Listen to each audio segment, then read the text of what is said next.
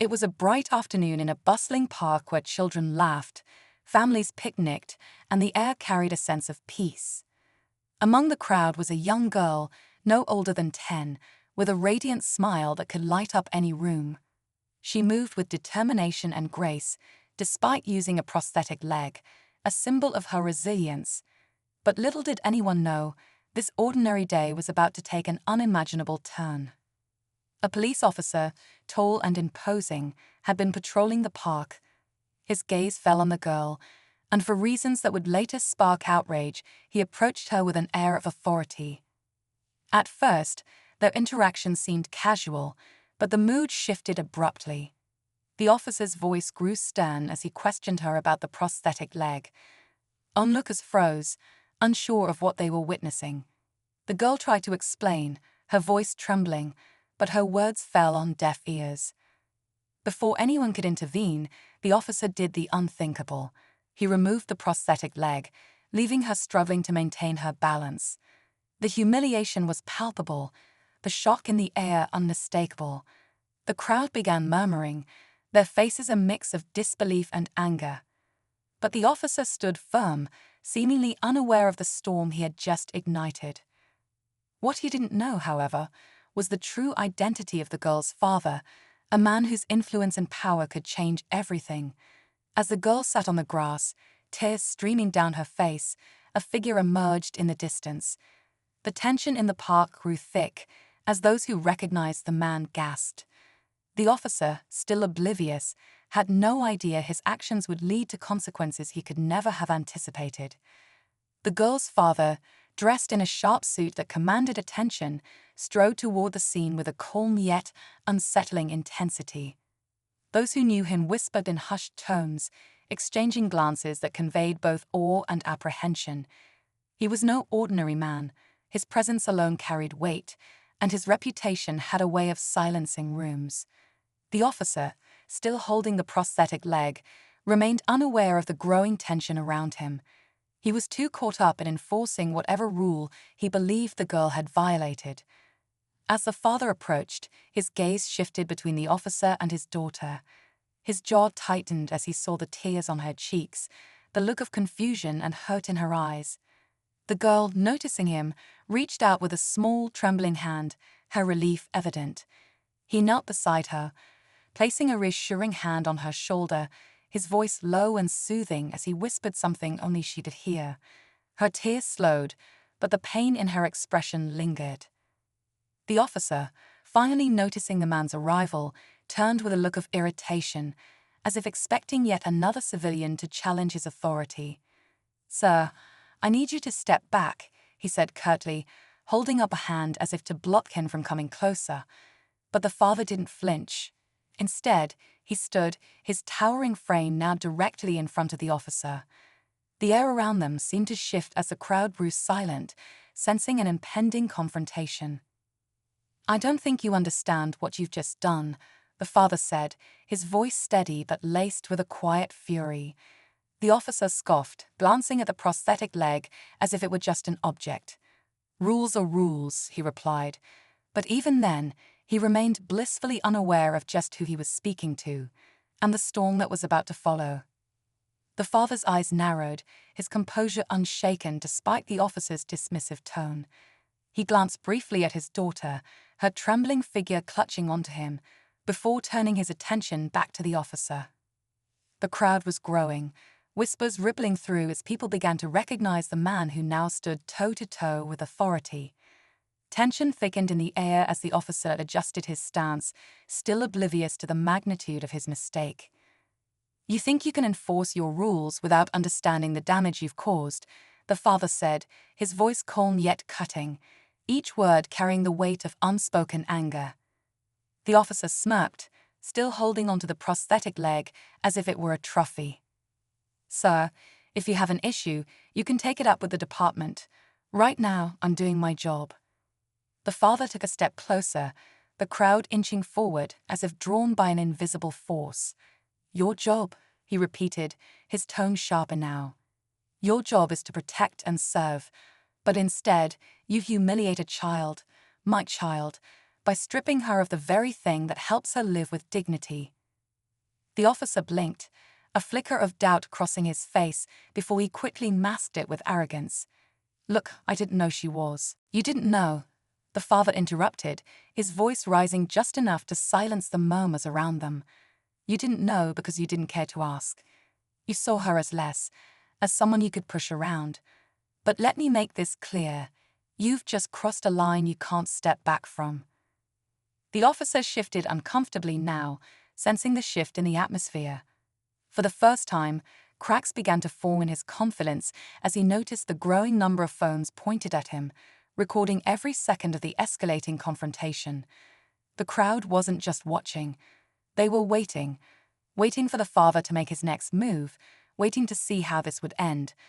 But the officer remained clueless about the depth of the consequences waiting for him just around the corner. The officer hesitated as the weight of the father's words began to sink in, but his pride wouldn't let him back down. He tightened his grip on the prosthetic leg, still refusing to admit he had crossed a line. "Look, I don't know who you think you are, but rules are rules," he said, his voice faltering slightly as he tried to regain control of the situation. The crowd murmured louder now, their disapproval growing with every second. Just as the tension reached its peak, a sleek black car pulled up at the edge of the park. Heads turned as two sharply dressed men stepped out, their serious expressions cutting through the chaos.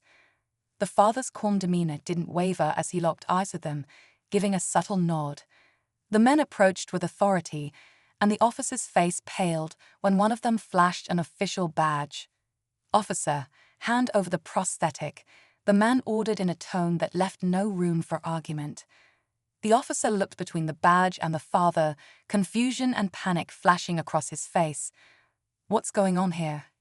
he stammered, his arrogance now replaced with uncertainty. The man didn't answer, but instead gestured toward the father. "You've just disrespected one of the most influential figures in this city, and his daughter."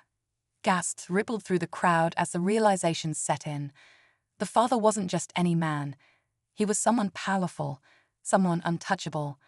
The officer's hands trembled as he reluctantly handed the prosthetic back to the girl, his bravado completely shattered. But before anyone could process what had just happened, the father took a step forward. "This isn't just about my daughter," he said, his voice steady but filled with emotion. "This is about accountability for every child, every family, who's been treated unjustly by those who are supposed to protect them." The crowd erupted in applause, but the officer's nightmare was far from over. The men who had arrived weren't just there to resolve the situation. They were there to ensure consequences were delivered swiftly. And as the officer was escorted toward the car, the father's final words hung heavy in the air. "This is only the beginning." As the officer was being led away, his face was a mix of disbelief and regret. He tried to protest, mumbling excuses about misunderstandings and following protocol, but his words fell flat. The father, calm and composed, bent down to help his daughter reattach her prosthetic leg. Her eyes, brimming with tears, reflected a mix of relief and pride as her father gently reassured her. The crowd, now silent, watched the scene unfold with a mix of awe and admiration.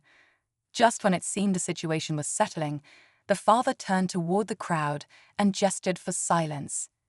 "I didn't come here today expecting to make a statement," he began, his voice steady but filled with emotion. "But sometimes life puts us in situations where we must stand for what's right, not just for ourselves, but for everyone who can't." His words struck a chord, and the people around nodded in agreement. He looked directly at the officer, now standing frozen near the car. "You didn't just take a leg from my daughter, you tried to take her dignity. And that is something no one should ever have the power to do." But just as the father finished speaking, a woman from the crowd stepped forward, holding her phone high. "I think you should see this," she said, her voice trembling. She played a video of the entire incident, which she had streamed live. The footage had already gone viral, with thousands of comments and shares pouring in. The officer's actions weren't just being addressed here, they were being scrutinized by the entire world. The father's expression shifted slightly, But instead of anger, there was a calm resolve. "The world is watching now," he said. "Let this be a lesson, not in punishment but in change." The officer, finally grasping the weight of what he had done, lowered his head in shame. And as the father walked away hand in hand with his daughter, the unexpected twist was clear. This wasn't just a story about accountability. It was a story about the power of community, resilience, and the courage to demand justice.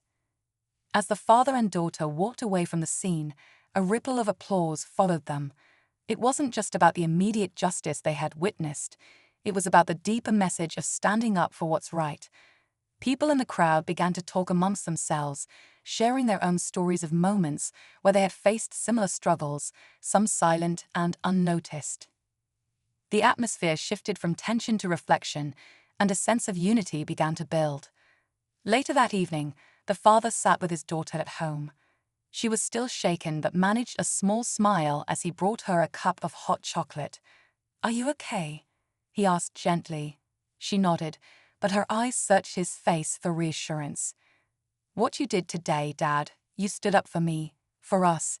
He placed a hand on hers, his voice steady. "It's not just about us. It's about making sure no one feels powerless like that again." The video from earlier continued to circulate online, sparking a wave of discussions about respect, accountability, and how society treats its most vulnerable. The local authorities announced a formal investigation into the officer's actions, and policies surrounding treatment of individuals with disabilities were brought into question. People demanded better training for law enforcement, and community leaders vowed to work on fostering mutual understanding and trust.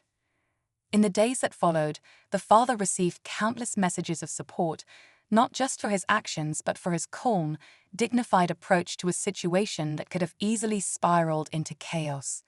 He became a symbol of strength and compassion, proving that even in moments of conflict, change could be achieved through courage and conviction. As the father watched his daughter play in the yard, her laughter echoing through the air, he felt a deep sense of peace. Together, they had faced a moment of adversity and turned it into a beacon of hope. This wasn't just the end of a story, it was the beginning of a movement.